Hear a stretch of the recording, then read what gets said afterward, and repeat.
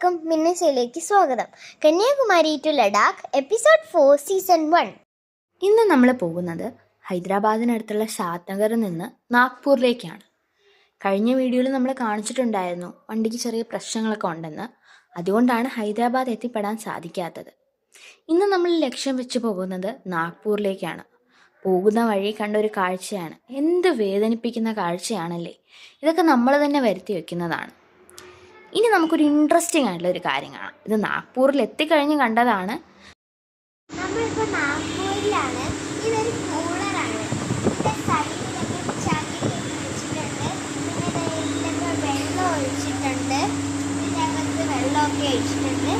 അപ്പോൾ ഇത് നമ്മുടെ നാട്ടിലൊന്നും കാണാൻ പറ്റത്തില്ല. ഇവിടെയാണ് ഉള്ളത്. നല്ല കാറ്റൊക്കെ ഉള്ളതാണ്. നല്ല കാറ്റൊക്കെ ഉള്ളത്. നല്ല കാറ്റൊക്കെ ഉണ്ട്. അടിപൊളിയാണ്.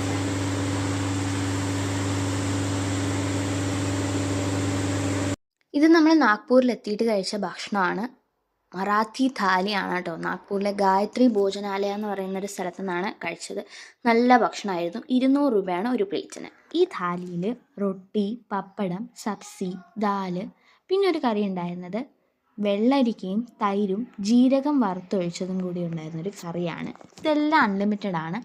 പിന്നെ ഉണ്ടായിരുന്നത് ലാസ്റ്റത്തെ തൈരും പഞ്ചസാരയും കൂടെ ചേർത്തൊരു മധുരമാണ്. അതൊരു തവണയേ ഉള്ളൂ. നാഗ്പൂർ എന്ന് പറയുന്നത് ഇന്ത്യയുടെ സെൻറ്ററായിട്ടാണ് അറിയപ്പെടുന്നത്. ഓറഞ്ച് സിറ്റി എന്നും അറിയപ്പെടുന്നുണ്ട്. അപ്പോൾ ഇനി നമ്മൾ പോകുന്നത് ഭോപ്പാലിലേക്കാണ് കേട്ടോ. നാഗ്പൂരിൽ കുറേ കാര്യങ്ങൾ കാണാനുണ്ട്. സമയം കുറവായതുകൊണ്ടാണ് കുറച്ചൊക്കെ നമ്മൾ കണ്ടത്.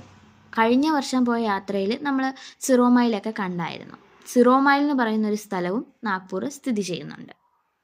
ഇതാണ് ട്രോപ്പിക് ഓഫ് ക്യാൻസർ. ഇത് നമ്മുടെ ഭോപ്പാലിലേക്കുള്ള യാത്രയിൽ കണ്ടതാണ്. ഇന്ത്യയിലെ 8 സംസ്ഥാനത്തു കൂടിയാണ് അത് കടന്നു പോകുന്നത്. അതിലൊന്നാണ് ഈ ഒരു പോയിന്റ്. ഇത് നമ്മൾ നാഗ്പൂരിൽ നിന്ന് വെച്ച ദോക്ലയാണ്. ആ ബോർഡ് നിങ്ങൾ ആരെങ്കിലും ശ്രദ്ധിച്ചിരുന്നോ?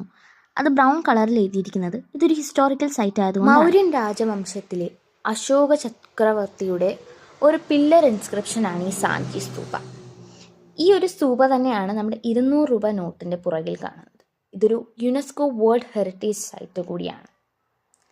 ഇനി നമുക്ക് അടുത്ത വീഡിയോയിൽ കാണാം. അതുവരെ stay tuned. Thank you for watching.